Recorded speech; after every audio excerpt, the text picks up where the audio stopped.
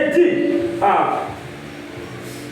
ce jour-là, qu'il y a une dénomination qui ne veulent pas rester derrière la parole, mais qui acceptent certaines écritures qui les arrangent et qui rejettent d'autres. Dieu n'est plus dedans.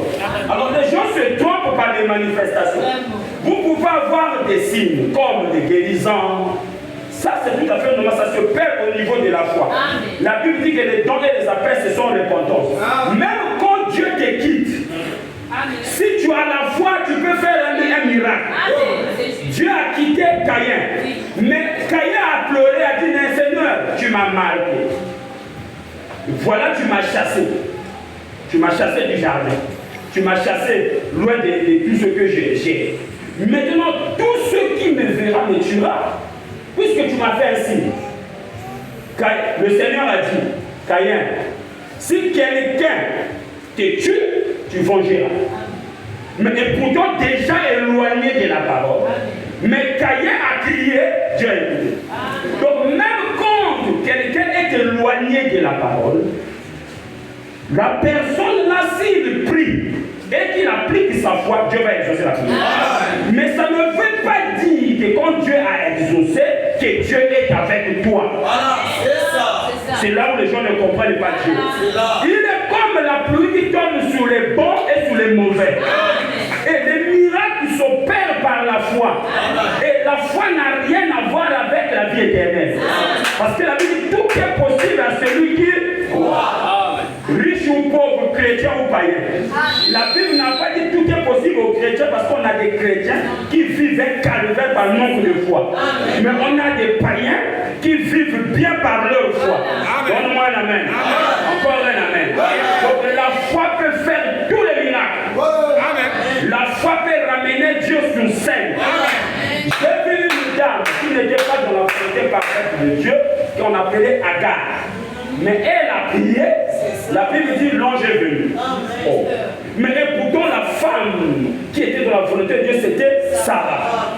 Et quand Sarah a dit chasser Ismaël, Dieu a dit à Abraham, fais ça, chasse-moi l'arabe.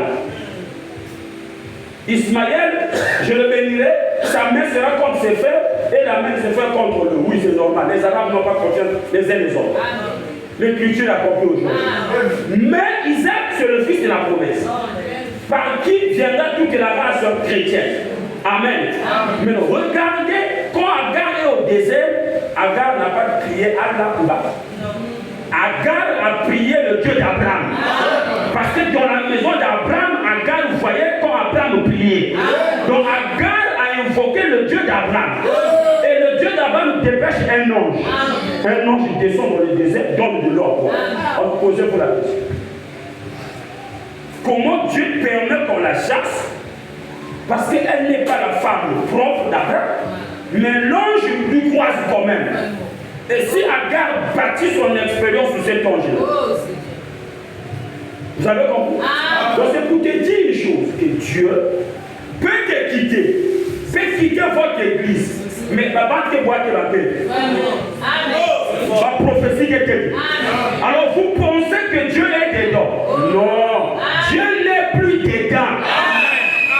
Quand vous éloignez de la parole, Dieu vous quitte. Donne-moi un amen.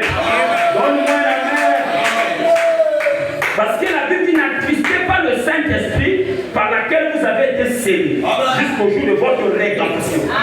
Dieu est que là où la parole est à sa place.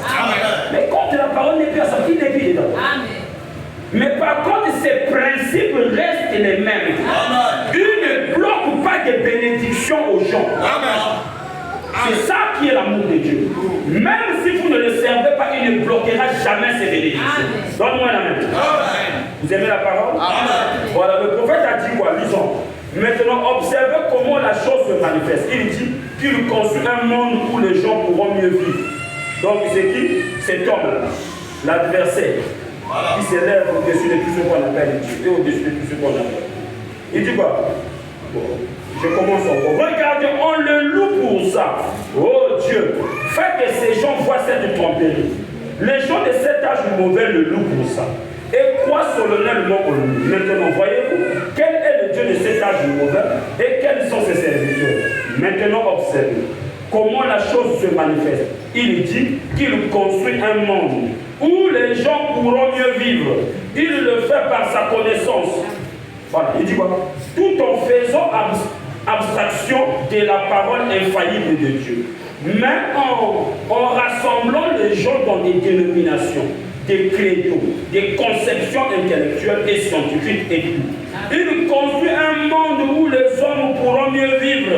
Mais il ne tient pas compte, il ne tient aucun compte de la promesse de Dieu qui dit que la seule époque où le monde sera vivable sera dans le millénium. Amen.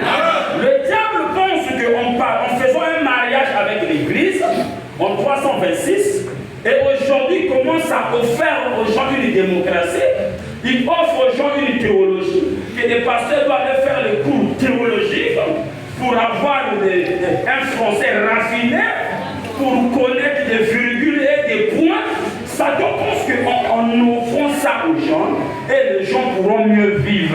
Le prophète dit non, les gens ne pourront pas mieux vivre, même s'il y a la démocratie, même s'il y a la théologie, même s'il y a le communique, les églises s'unissent, les gens ne pourront pas mieux vivre. Parce que les gens vivront mieux que dans le millénium. Alors il faut fournir des efforts pour aller à l'enlèvement. Ce n'est que dans le millénium où il y aura la paix. Ici, on ne peut pas avoir une paix permanente. Aujourd'hui, ça va, demain, ça ne va pas. La démocratie américaine a été renversée par la barbarie. Les Américains sont rentrés dans la capitale. Ils ont foutu la main pour dire que tout ce qu'un homme bâtit ne peut pas subsister éternellement. Avant, on avait la politique de monarchie, de dynastie. C'était des rois qui géraient. Mais on a ramené la politique de la démocratie là où le peuple a le pouvoir. Mais même cette politique de la démocratie, ça tue plus même que la politique des monarques. Donne-moi la main.